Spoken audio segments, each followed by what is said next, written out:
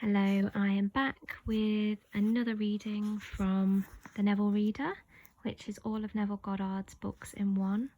Today I'm going to be talking about No One to Change But Self, which is from Out of This World.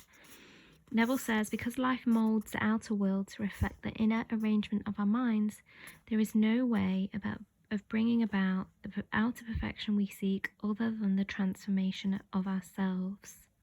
So he says there's nothing that we can do from without.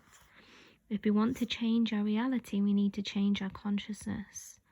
So that's why he says it's our own consciousness that we must turn to as the only reality. And he believes that we can rely absolutely on the justice of this law to give us only that which is the nature of ourselves. So whoever we believe ourselves to be in consciousness.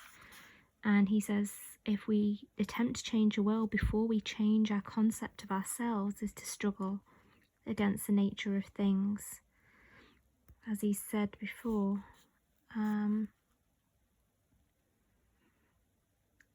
we can receive no more than our assumptions affirm.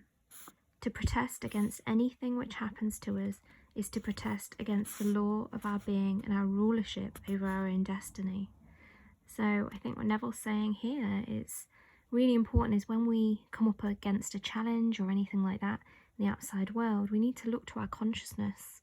We need to look to our thoughts about the situation or our beliefs. What are we thinking about that experience? What are we holding in mind? What are we dwelling on in our feelings about this situation? And that's why we can go back to consciousness as the only reality and revise our consciousness in order to change our external reality.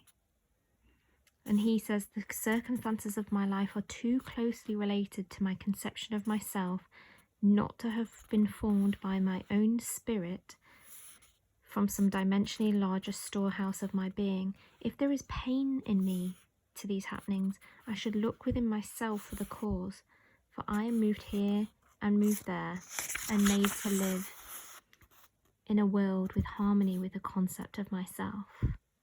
So what he means here is the outer world will always reflect what we're holding in consciousness. You know, you might have heard the saying, whether you believe it will work or whether you believe it won't work, you're absolutely correct.